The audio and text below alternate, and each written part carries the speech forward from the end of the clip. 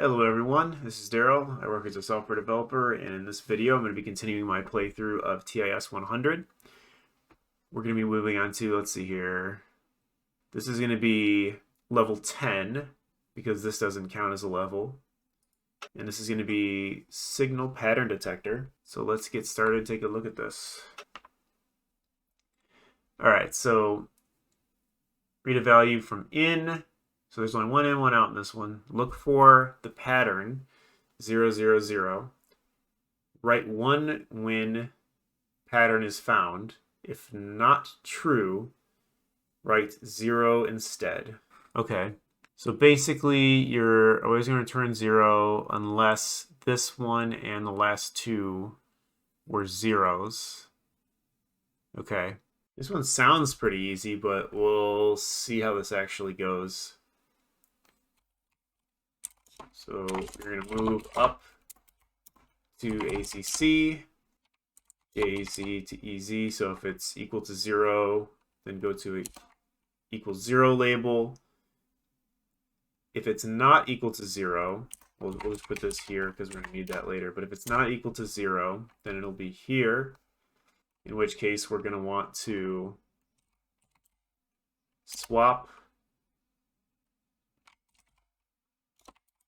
sub ACC. So what this is going to do is, if the value that we have right now is not 0, then we certainly want to make sure. So we're going to basically store in BAK. We want to end up storing how many zeros in a row we've had. Okay, let's see about this. Okay, yeah.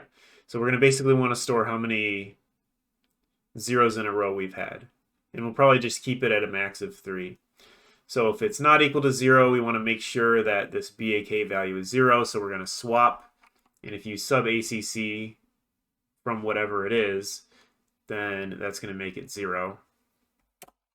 And then swap back. And then we're going to JMP probably to end. And if it's equal to 0, SWP add 1.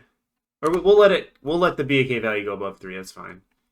And SWP, so it's just going to add 1, swap it, and then end.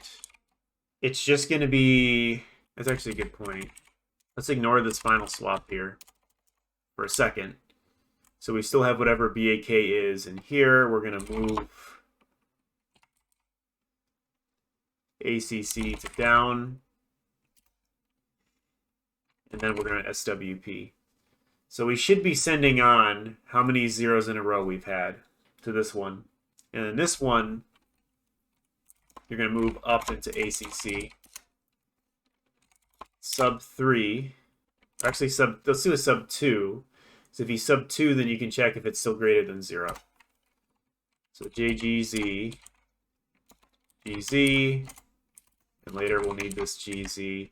But if it gets here, then it's either equal to 0 or less.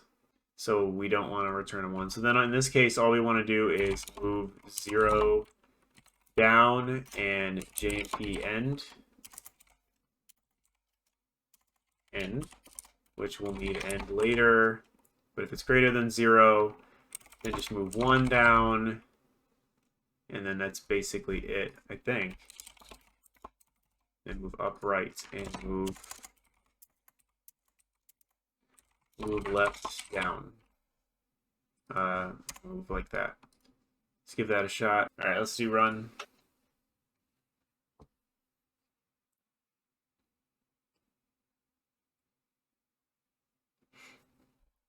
Fast. All right. That one was way easier than the last couple. So that one I basically did, it looks like something that the cycle counts that most people had. Apparently there's a set here of like really efficient ways to do that, which is pretty interesting. Node count, I used, I guess you can't use less than 4, makes sense. And instruction count was actually better than most. So, all right. That one was pretty easy. All right, so hope that helped you guys out. That's going to be it for this one. Catch you guys next time.